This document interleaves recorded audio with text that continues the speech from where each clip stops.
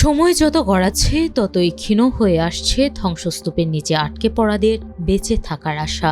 ৭২ ঘন্টার সেই অতি গুরুত্বপূর্ণ সময়সীমা বা গোল্ডেন আওয়ার ইতোমধ্যেই পার হয়ে গেছে। ভেনেজুয়েলায় আঘাত হানা দুটি শক্তিশালী ভূমিকম্পের পর এখন চলছে এক রুদ্ধশ্বাস ও হৃদয় বিদারক পরিস্থিতি।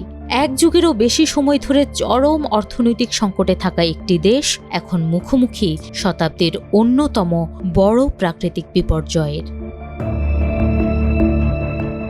২৪ জুন আচমকাই কেঁপে ওঠে ভেনেজুয়েলার লা গুয়াইরার উপকূলীয় এলাকা।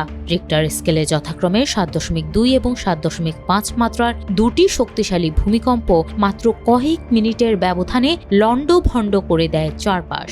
বিশেষজ্ঞরা বলছেন, ভূমিকম্প দুটি ভূপৃষ্ঠের বেশ কাছাকাছি হওয়ায় এবং পরপর আঘাত হানায় ক্ষয়ক্ষতির পরিমাণ এতটা ভয়াবহ। ইতোমধ্যে প্রায় ১৫০০ মানুষের মৃত্যু নিশ্চিত করা হয়েছে। কিন্তু আসল উদ্বেগ তৈরি হয়েছে অন্য জায়গায়। সরকারি হিসাবেই এখনো নিখোঁজ রয়েছেন ৫১,০০০-এর বেশি মানুষ। আন্তর্জাতিক অভিবাসন সংস্থা IOM এর মতে, রাজধানী কারাকাস সহ পুরো দেশে প্রায় ৬৭ লাখ মানুষ এই দুর্যোগের শিকার। ঘরবাড়ি হারিয়ে বাস্তুচ্যুত মানুষের সংখ্যা প্রতিনিয়ত বাড়ছে।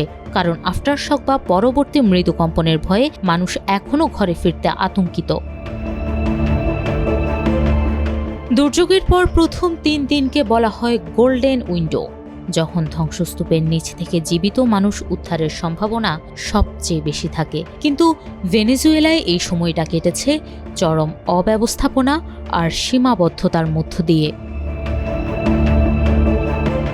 প্রথমত, সড়কগুলোতে অতিরিক্ত যানজটের কারণে লা গুয়াইরার মতো উপদ্রুত এলাকায় উদ্ধারকারী দল সময় মতো পৌঁছাতেই পারেনি। পরিস্থিতি নিয়ন্ত্রণে আনতে শেষ পর্যন্ত ওই এলাকায় যাতায়াত সীমিত করতে বাধ্য হয় কর্তৃপক্ষ।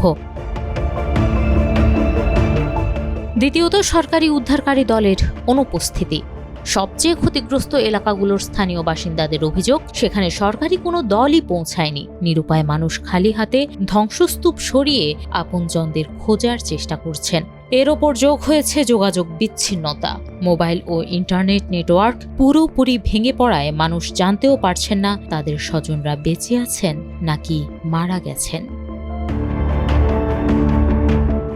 এই উদ্ধার কাজ ব্যাহত হওয়ার পেছনে প্রকৃতির চেয়েও বড় হয়ে দাঁড়িয়েছে ভেনেজুয়েলার বর্তমান রাজনৈতিক ও অর্থনৈতিক বাস্তবতা। দেশটি গত ১ দশক ধরে চরম অর্থনৈতিক মন্দার মধ্য দিয়ে যাচ্ছে। ফলে বেসামরিক সুরক্ষা বা দুর্যোগ মোকাবেলার জন্য যে ধরনের আধুনিক যন্ত্রপাতি ও তহবিল প্রয়োজন তা দেশটির সরকারের কাছে ছিল না। ভেনেজুয়েলার রাজনৈতিক পরিস্থিতিও বেশ জটিল। গত জানুয়ারিতে যুক্তরাষ্ট্রের হস্তক্ষেপে তৎকালীন প্রেসিডেন্ট নিকোলাস মাদুরো অপসারিত হওয়ার পর দায়িত্ব নেন দেলসি রদ্রিগেজ। কিন্তু দেশের বহু মানুষ এই নতুন শাসনকে এখনও স্বীকৃতি দিতে নারাজ। বর্তমান সরকার লা গুয়াইরা অঞ্চলকে সামরিকায়ন করে পরিস্থিতি সামাল দেওয়ার দাবি করলেও স্থানীয়দের ক্ষোভ, ত্রাণের পরিমাণ প্রয়োজনের তুলনায় খুবই সামান্য।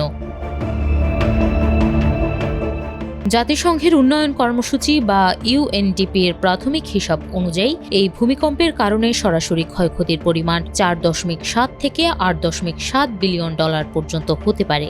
এই বিশাল অঙ্কের ক্ষতি সামলানো ভেনেজুয়েলার বর্তমান ভঙ্গুর অর্থনীতির পক্ষে এক প্রকার অসম্ভব।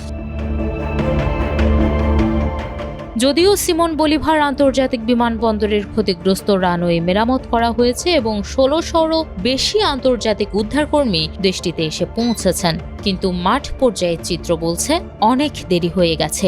আন্তর্জাতিক রেস্কিউ কমিটি স্পষ্ট করেই জানিয়েছেন, জীবিত মানুষ পাওয়ার আশা এখন শূন্যের কোঠায়।